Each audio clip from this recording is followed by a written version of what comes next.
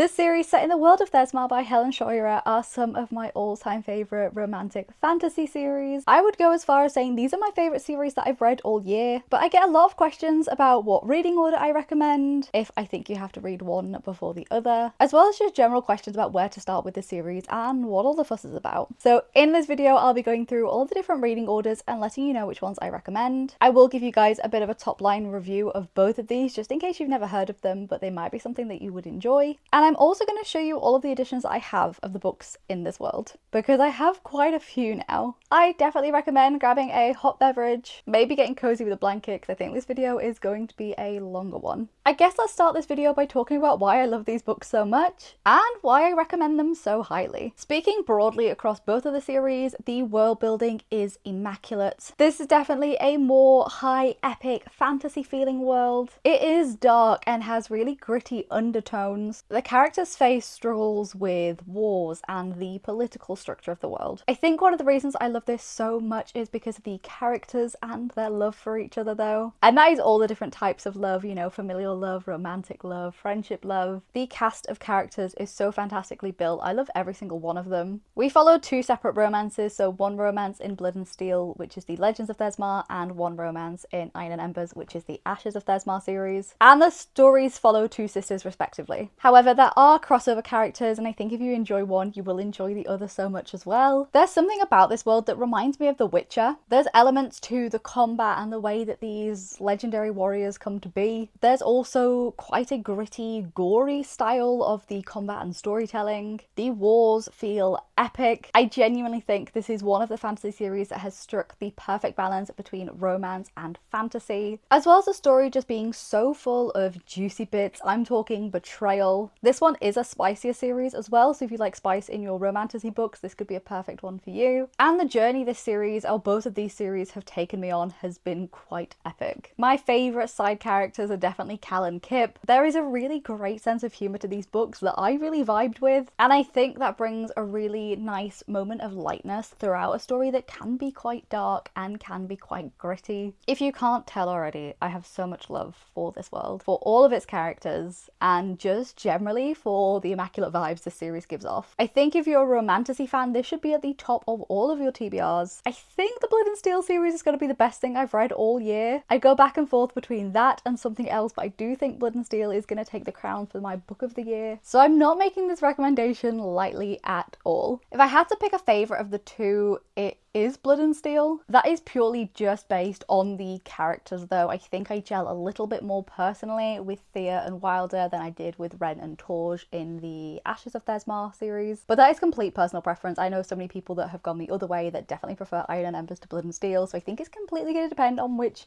of the two leading couples you gel the most with. The romance is epic. Be warned though, the romance in this is going to set your expectations sky high for other book couples and other book boys, but also within your own personal life. These characters do not have it easy. They have fate intervening at every step of the way. They have their betrayals and their moments of, can we really love each other? Sometimes they have conflicting thoughts and opinions and priorities. And everything just felt so real and candid, but equally these characters would go to the ends of the earth for each other, quite literally. Anyway, there is what I said was going to be a top line review, but I feel like I've rambled on about that for a couple of minutes now. I love these series. Both of them get 5 stars from me. Please pick them up or add them to your TBR. But without further ado, let's dive into some reading orders. No matter which way you choose to read these, and I'm going to tell you 3 different recommended reading orders, I am always going to recommend that you dive into and read in its entirety the Legends of Thezmarr series first, which is the Blood and Steel series. The reason I recommend this so highly, and in fact I'd go as far as saying that this is probably a must-do to read the Blood and Steel series first,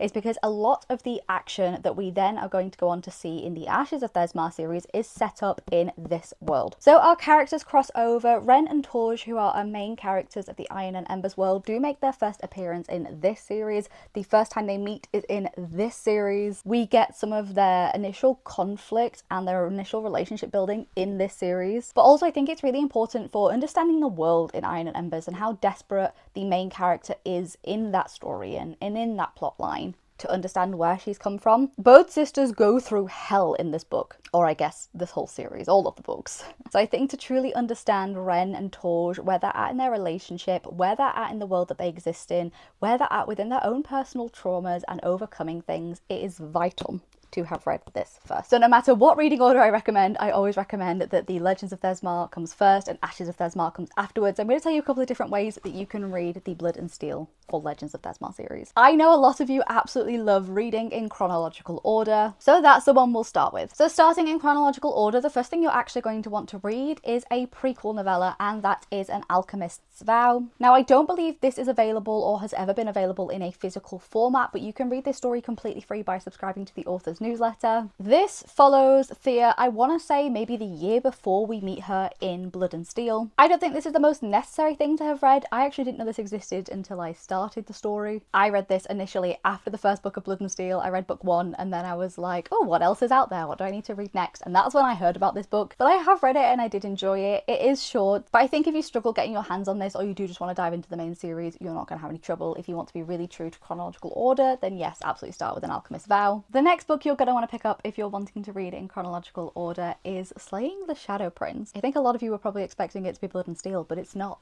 yet. Slaying the Shadow Prince is a standalone set in the Thezmarr world. In this book, we meet a younger Wilder, who is our main male character for the majority of the Blood and Steel series. And this story is actually centered around his mentor. These characters do make a reappearance later in the main series, but as a romantasy standalone, this is actually fantastic. No matter which reading order I recommend, I always recommend actually putting this in the series before you get to at least book 3 or 4. But chronologically, the events of this book do take place before the first Blood and Steel book, but I would never skip this. This is actually a really fantastic option. If you've read the entire Blood and Steel series and you haven't read this, what are you doing? Definitely go and pick it up. It was a really fantastic book. I love both main characters in this one. It was nice to get a bit of that backstory of like Wilder as this like newly qualified war sword, and he's moody and broody and just complains about everything. And it was nice to see him kind of at the place where we meet Thea a bit in the series as well, but he's only in it a little bit. The majority of the story is around these two characters instead. So we have Drew and Talamir. Next up in chronological order, you guessed it, we finally made our way on to Blood and Steel, which is book 1 in the main series. Not much to say about this one other than it's fantastic. It's a great book 1. This is where it sits chronologically. This is where we are introduced to the bulk of our characters. It's where the romance between Thea and Wilder is first explored and introduced. And I will say this first book does an absolutely fantastic job of setting up the world and its rules and like the politics that our main characters have to compete with as well. You're then going to want to make your way on to Vows and Ruins, which is book 2. This is a continuation of Thea and Wilder's story. I won't tell you too much about these ones, but just know they're all fantastic. I don't know if I could pick a favourite, maybe book 3, but you're just going to continue reading the story in its chronological order by going on to book 2. This bit's probably a bit predictable now, but you're then going to go on to book 3, Fate and Furies, and finally finish up the series with book 4, Shadow and Storms. And then you're done with the Legends of Thezmarr. Now, I would recommend once reading that in chronological order, just to go on to read Iron and Embers in chronological order, but I'll talk about the reading order of that trilogy after I've gone through all the reading orders of Blood and Steel, because as I said at the beginning, I would recommend reading that last, no matter which order you do. Okay, next one is a slight variation on that, and this one is actually in publication order. So if you want to read this series, even if you're picking it up for the first time, but you think, I want to experience this the way it was released, the way people were reading it as it came out, then this is the recommended reading order for you. I won't spend as much time going through these because obviously I've explained a lot of what these books are and where to get them already, but this order also kicks off with An Alchemist's Vow. This is the free novella that I mentioned that is in the author's newsletter. I actually didn't know this one was published first. I thought this one would have been like looking back after book 1 came out maybe, but nope, it was in fact published first. Slight difference in this reading order is that you actually dive into Blood and Steel first. So this one came out in publication order before Slaying the Shadow Prince did. So you would want to read An Alchemist's Vow, then the Blood and Steel book 1. Then you guessed it, that is when Slaying the Shadow Prince came out. So that is the next one that you're going to move on for. Just to note, there are a couple of different cover versions of this. So I'm showing this one, but if I hold up the other one at some point, it is the same book. There's just a few versions. Then similarly to the last reading order, the chronological one, you're just going to read books 2, 3 and 4 after that. that. So book 2 is Vows and Ruins, book 3 Fate and Furies, and then book 4 Shadows and Storms. And then of course you would go on to read the 3 books in the Ashes of Thezmarr world. But again, we'll get onto that in a second. Now, the version that I always actually recommend is the one I'm going to cover in a second, and this one is known as the Emotional Impact reading order. I usually prefer the emotional impact reading orders because I like to feel things. I like a good cry. I like to experience a story in the way that's going to pull on my emotions the most, or consume it in a way that is going to make me have the biggest emotional reaction to it. And I think that's because as much as I love fantasy worlds, I am a very character driven reader. Yes, I love knowing the world and the dynamics of how it all works, but actually the thing that I read for a lot of the time is our characters and their journey and their growth and their relationships. So this is the order that I would recommend to you if you are those things too, or if you do like a good cry, you like to get in touch with your feelings. This is the order for you. Nothing groundbreaking here. We're going to be starting it again with an Alchemist Vow. This is the free prequel novella I've mentioned a couple of times now. I will say, if you struggle to get your hands on this, or you're just really not in the mood for a novella, or if you find yourself reading this and you're not vibing with it and you just want to dive into the series, I do think this could be missed. I don't know if that's maybe a controversial opinion. I didn't actually read this until I'd already read book 1, and I think a lot of people read book 1 and then they find out about this. I think there was a section at the end of the Kindle book of book 1 that said, don't forget, you can read this free novella, and I was like, oh, there's a novella that's set beforehand, I'll go and pick that up. But as I said, I thoroughly enjoyed book 1 without feeling like an Alchemist Vow was necessary. And I will say, for any of these reading orders, other than obviously the chronological one, if you care about having things in a timeline, this one you could leave. I enjoyed it and it was a great thing to read, but if you're just not vibing with it, I would say drop this one out of the reading order and just dive straight in with Blood and Steel. But it is there, and I'm telling you about it in case you do want to read it. This reading order starts off a little bit like the last one, so once you finish reading an Alchemist Vow, you're going to go on to book 1, Blood and Steel. The difference in this reading order is that you're then actually immediately going to go on to book 2, Vows and Ruins. The ending of this book was the most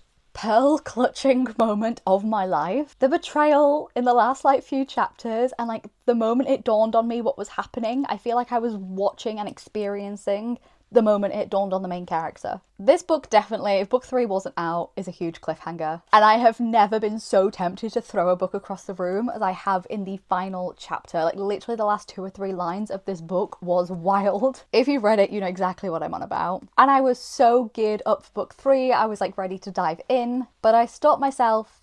And that is because the next book in this recommended reading order is not book 3. It is in fact Slaying the Shadow Prince. Now bear with me, because I know so many people will get to the end of book 2, and like me, they will want to know immediately what is happening. They will immediately want to dive into book 3 and start seeing our main character get some of her revenge and start hunting people down. I'm not going to spoil it, but that is the vague gist of what's happening. However, I am so happy that I trusted the Emotional Impact reading order and I went and read this next. I think it gave me time to kind of deal with the trauma of the end of that book, but also there are bits and bobs in this story specifically that I don't think I would have picked up on unless I knew the ending of book 2. Specifically in the characters that we meet in this one, in Talamaya's backstory, some of that earlier kind of younger, wilder characterization that we get in here. Knowing what was happening in this book gave me a sense of hope for the future books to come, but also I think reading this at that point really was the biggest emotional impact. It gave me time to stop and think and process what had happened, but I also think I was then looking for clues in this about what the outcome or resolution was going to be, and I did find some. I genuinely think if I would have read this before this book, or if I would have read it in chronological order before I even started the series, yes, I still would have enjoyed this, but I just don't think I would have made as many connections to the main series as I did reading it in this way. So that is the main reason I recommend this order, but also it's kind of like torturing yourself to get to the end of book 2 and go, I could read book 3, but I'm gonna go spend some time with these characters instead. But I do think it was worth doing. I did really enjoy reading it that way, and that's the way I'd recommend. I told you.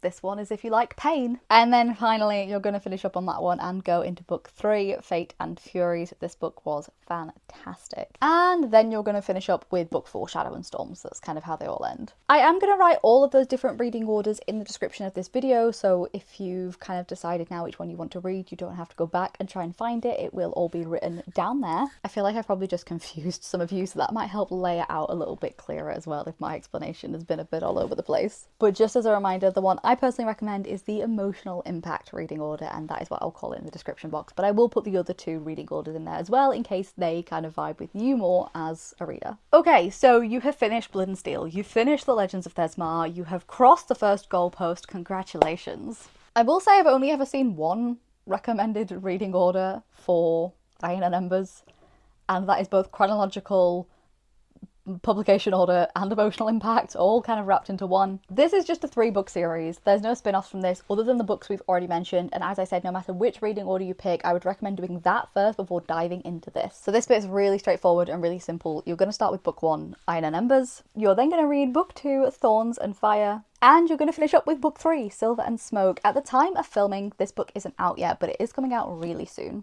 There isn't that I'm aware of any bonus content or novellas or anything connected to this just yet. I think the author said she's maybe done writing in Thezmarr for now, which, as much as I love the series, is a shame, but I'm excited to see what she does next. But she did say it's maybe a for now and not a forever, so we might see these characters again in the future, and I'm keeping everything crossed that we do. I personally am really wanting like a Callum Kip spin-off, even if it's just a standalone or a couple of standalones.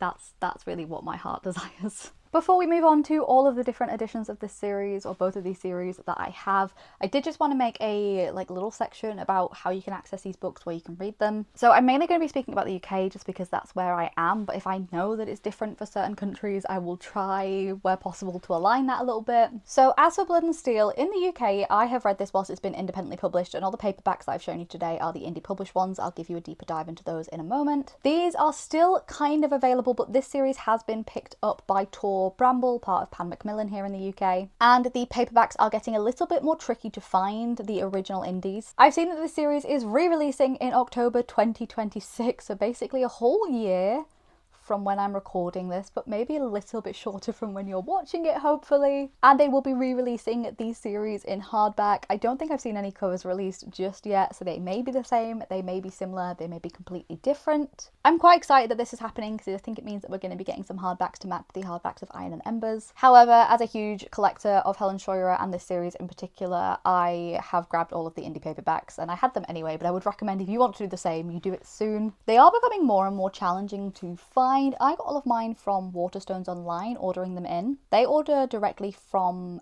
Ingram, I think, or whoever prints the books in the UK, the indie editions. But I have seen them available on Amazon. Your indie bookstores might be able to order them from the printers in the same way that Waterstones would. And I've seen a couple of other online retailers like Sci-Fi that are still carrying the indie paperbacks. But I think 1 or 2 of them in particular are getting quite hard to get your hands on. So definitely, if you're wanting the indie paperbacks before they go out of print, because then they won't be able to be gotten anymore in the UK, I would do so now. This is your warning.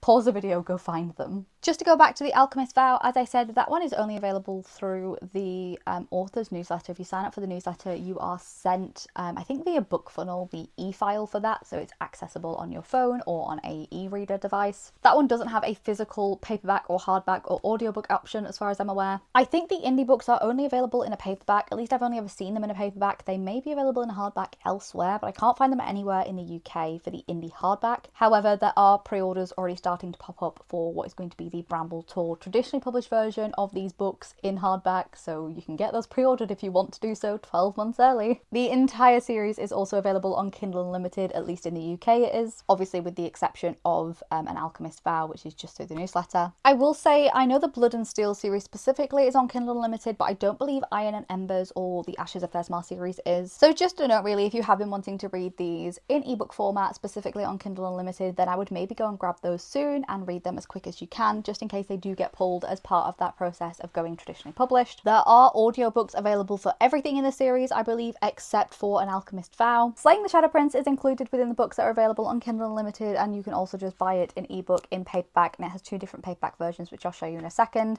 And you can also get this on audiobook. And then for the Ashes of Thezmarr series, book 3 at the time that I'm filming this isn't currently out, but it is about to come out, so it might be out by the time you're watching this. But books 1, 2, and 3 are currently available in hardback hardback. The paperback of book 1 is just about to release, which means the hardbacks will start to be phased out. They are also available on audiobook format and ebook format, but they're just not included within the Kindle Unlimited subscription. Whew, I think that is all of the editions and where you can find them. Let's dive in to the portion of the video which is the editions of these books that I have. I'm going to try and do this as quick as possible. I don't have like all of the editions in the world, but I definitely do have quite a few. So I'm going to start with Blood and Steel, and then I'll move on to Iron and Embers as well. I get asked quite a few questions about this foiled edition of Blood and Steel, and I don't unfortunately think this one is available to purchase anywhere. I received this one from the Nerd Fam. It was a part of their like PR mailing for this series, and it was just including book 1, and it was in this beautiful foiled paperback. They didn't do the rest of the series, nor do I think they have any plan to, so I'm a little sad that I'm not going to have matching foil editions of the rest of them because I think they're so beautiful with the silver foiling. But it is essentially the same design as a regular paperback, but just to explain what that is, unfortunately I don't think it's available to get anywhere.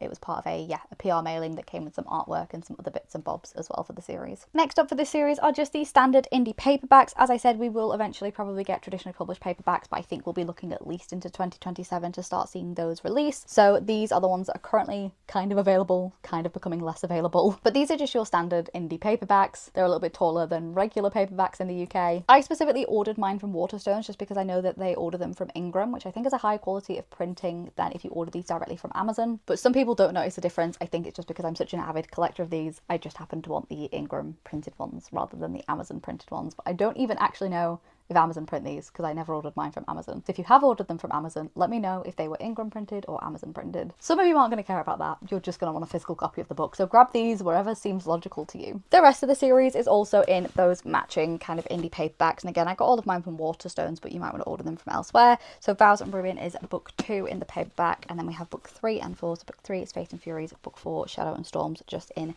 the standard paperbacks. In terms of Slaying the Shadow Prince, I have 2 different editions of this, although I do think there is a third one that is readily available. I can't remember the exact names of these covers, but I'm going to call this one the character art cover. I think this was the original cover that it came out with. And then there is also this really beautiful discreet edition. It's exactly the same book, it's just one has characters on it and one has a nice kind of pattern. Both exactly the same price. As you can see, I paid $13.99 for each of these, and again I think I got these from Waterstones. I will say there is a size difference in the main series paperbacks and then this edition, so I actually store these 2 separately. These 2 are the same height, it's just the Blood and Steel books that are obviously a different height. So yeah, just in case you're planning on stacking them next together and you care about whether they're the same size, they're not. I don't know if it's still available, but I remember at the time that these released there was a hardback indie print edition which had this underneath, like on the naked hardback design was this design, and then it had a indie hardback dust jacket that had the character art on it. So if you wanted to have both of these designs and you don't mind collecting in hardback, that was an option.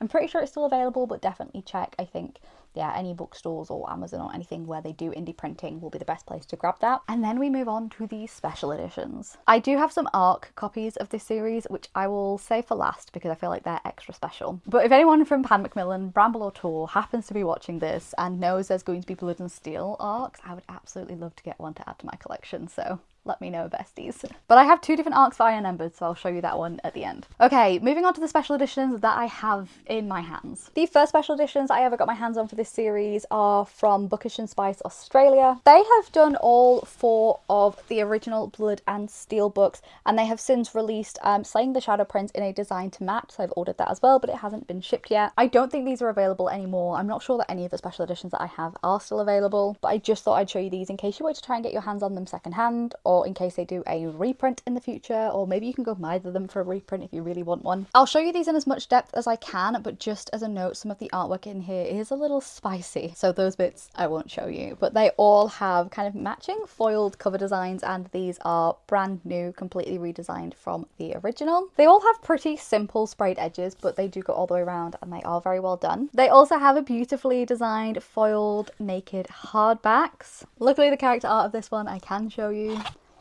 I can't show you the back. There is different character art front and back on these editions, but I cannot show you that one. There is also a printed letter from the author in these books. I don't think they are signed, but I will check them all as we go through. That feels to be one thing I'm missing, is some signed editions of Helen Scheuerer books in my collection. I think I have a couple, but I know the author is based, I believe, in New Zealand. So yeah, a couple of the signings I've been to, even the international ones, haven't really been anywhere that she goes. So I'm really hoping that I can go to an Australia or a New Zealand signing in the future and take like literally all of this with me, and maybe just just all of this. They do also have reverse dust jackets, but what I'll do is I'll put these on as I'm putting them back, and then I'll show you them all at the end. Up next we have book 2, Vows and Ruin, and again a matching dust jacket here with loads of foiling and matching edges, but this time in an orange. Here is the naked hardback design for this one. It is beautiful and foiled, but again, this one's orange. This is such beautiful character art. I love it when we see Thea in like her real warrior phase. The back of this one is also spicy. Book 3 is Fate and Furies, and again, you're going to get very bored of me saying this, but beautiful foiled dust jacket, this time in green. This one also has green matching sprayed edges. Beautiful foiled naked hardback, this time in green. Worth pointing out that the author note is just in book 1, I believe, but this is the gorgeous character art at the front of book 3. I can show you the artwork in the back of this one. This one is really cool. Oh, I didn't realise that the reverse dust jacket for this one had Cal and Kip on it. I'm so excited to show you these in a moment. And finally for these editions, now don't forget I did say that they've done a matching edition of Slaying the Shadow Prince, which actually I'm so happy about because I haven't seen anywhere else do a special edition of that. They might have done, I just haven't seen it, but I'm really excited that it's going to finally match because as I said, the paperbacks I have different heights, so at least I'm gonna have a hardback that matches. Anyway, without further ado, here is book 4. This is Shadows and Storms in a beautiful purple. Worth noting that the colour schemes for these do align with the original colours used on the paperbacks, like book 1 is red, book 2 is orange, etc, etc. Beautiful purple foiled book, and again, these all have quotes on the back. I haven't read those out, but hopefully you've been able to see them well enough. And the edges on this one. One of my favourite scenes ever. This is the character art at the front of book 4. Cannot show you the character art at the back of book 4, however. And then finally, just to show you all of these and their reverse dust jacket arts, I'll just go through again 1 to 4. The only reason I don't keep them this way, because I love the character art on these, is I just wish these had a little bit of foiling on the title. That would make them really special for me. But here is Blood and Steel. They can be used as full reverse dust jackets as well because they have the title on the spine. And beautiful artwork on the back. Here is Vows and Ruins.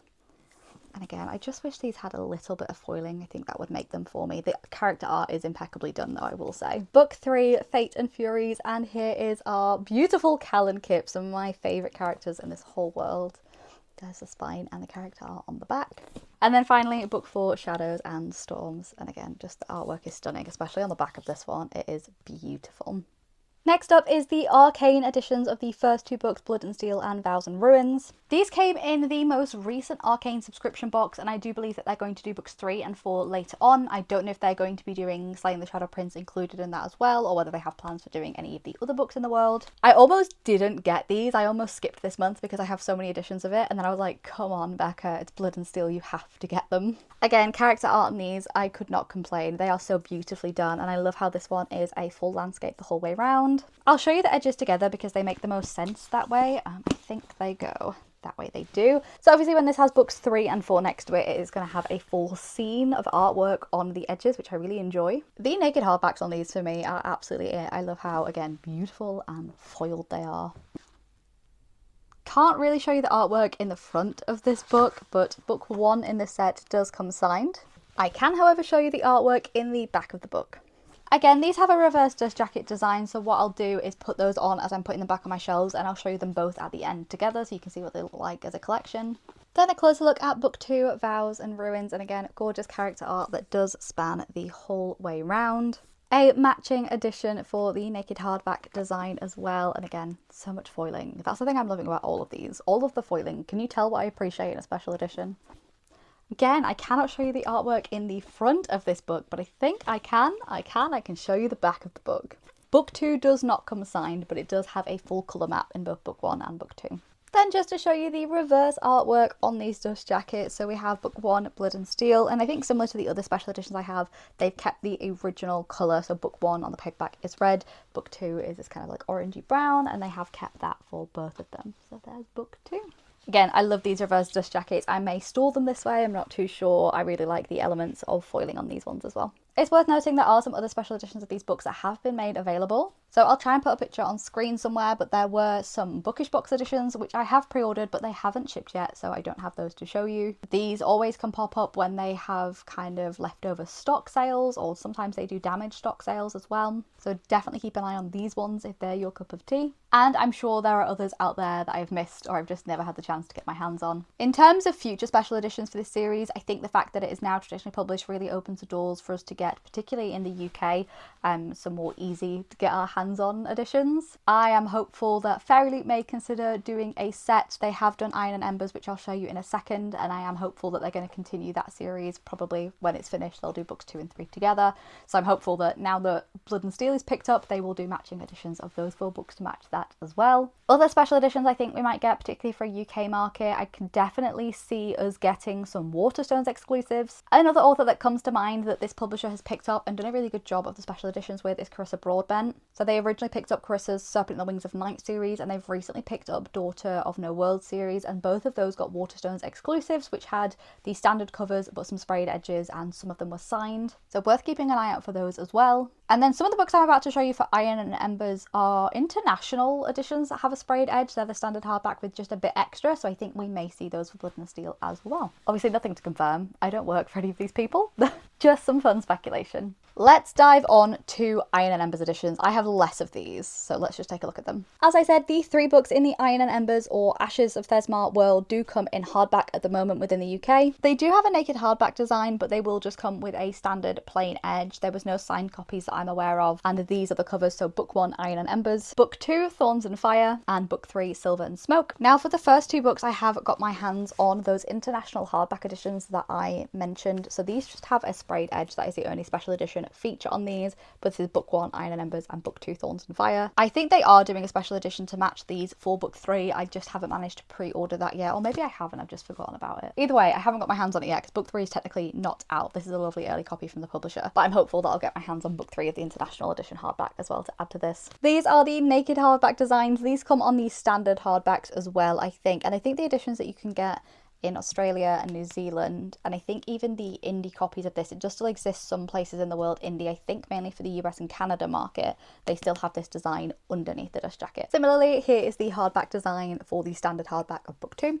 Or for the special international edition. I think you can still get your hands on these. I swear to God, if Helen Scheuerer ever has a UK tour, she's going to have to put up with me and like a whole camping cart full of books. And I would probably cry meeting her. As I said, the copy that I have of the 3rd book is just the standard hardback that's going to come out. So just to show you that this still does have that naked hardback design as well. The last special edition that I have to show you is the beautiful, stunning, gorgeous Fairy Loot edition of Iron and Embers. When I saw that this was going to be in a box, I screamed. At first, I wasn't too sure on this design. It has definitely grown on me, but I think I was expecting it to be like darker and grittier. You know, that's what I was expecting from the world that's based in these books. I do think they are going to do books 2 and 3 because this series has come out so quickly. Helen has released all 3 books within a year. I think they did book 1 for the box, and then I think they're going to look to do books 2 and 3 together as like a set when book 3 is released. So hopefully we'll get an announcement about that soon, but that's just kind of what I'm anticipating. That's not a confirmed piece of news, I don't think. This does have really beautiful sprayed edges, and I can't wait to see what they do with the rest of this series. I also can't wait to see what they might potentially do